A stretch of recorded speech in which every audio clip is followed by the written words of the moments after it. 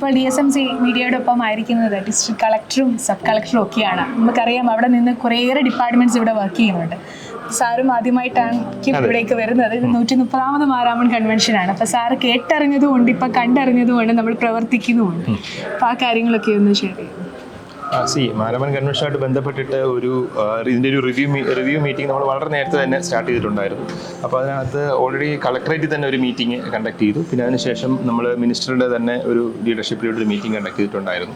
അപ്പോൾ അതിനകത്ത് വിവിധ ഡിപ്പാർട്ട്മെൻറ്റുകളുടെ ഒരു കോർഡിനേഷനാണ് ഡിസ്ട്രിക്ട് അഡ്മിനിസ്ട്രേഷൻ്റെ ഒരു ചുമതല എന്ന് പറയുന്നത്. അപ്പോൾ അതുമായിട്ട് ബന്ധപ്പെട്ടിട്ട് നമ്മൾ എല്ലാ ഡിപ്പാർട്ട്മെൻറ്റും, അത് പോലീസ് ആകട്ടെ, ഹെൽത്ത് ആകട്ടെ, ബാക്കി ഇപ്പം PWD അല്ലെങ്കിൽ ഇറിഗേഷൻ ഡിപ്പാർട്ട്മെൻറ്റ്, അങ്ങനെ എല്ലാ വലിയ ഡിപ്പാർട്ട്മെൻറ്റുകളും വളരെ ചെറിയ ഡിപ്പാർട്ട്മെൻറ്റുകളുടെ എല്ലാ ഡിപ്പാർട്ട്മെൻറ്റുകൾക്കും നമ്മൾ വളരെ കൃത്യമായിട്ടുള്ള നിർദ്ദേശങ്ങൾ നേരത്തെ തന്നെ കൊടുത്തിരുന്നു. ഇപ്പം ഉദാഹരണം പറയുകയാണെങ്കിൽ റോഡിൻ്റെ അറ്റകുറ്റപ്പണികൾ എത്ര പോലീസ് ഫോഴ്സിനെ ഡിപ്ലോയ് ചെയ്യണം, മെഡിക്കൽ ടീമിനെ എത്ര ഡിപ്ലോയ് ചെയ്യണം, അത് എത്രയും കാര്യങ്ങൾ. പിന്നെ അതോടൊപ്പം തന്നെ ഈ നടത്തുന്ന കോർഡിനേറ്റേഴ്സിനും കുറേ നിർദ്ദേശങ്ങൾ കൊടുത്തിട്ടുണ്ടായിരുന്നു.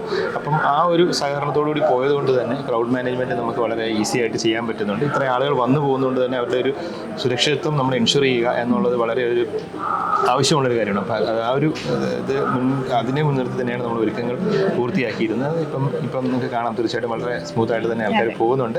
സോ അതാണ് പറയാൻ. Thank you.